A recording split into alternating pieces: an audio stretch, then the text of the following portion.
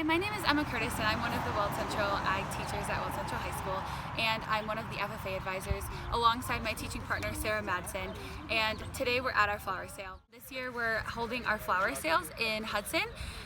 We partnered with Tagawa's greenhouses this year, and they donated all of these plants to us for our annual fundraiser of flower sales.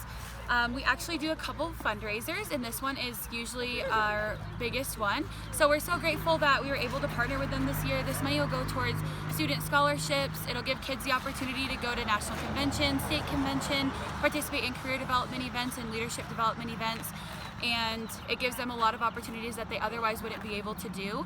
And we're very unique in the way that we get to have a greenhouse on our campus at the high school, and we got to grow these ourselves. So we're very grateful to Tagawa's that they were able to donate these and kind of put them into our hands to help take care of them and have them flower so that we can sell them for our sales.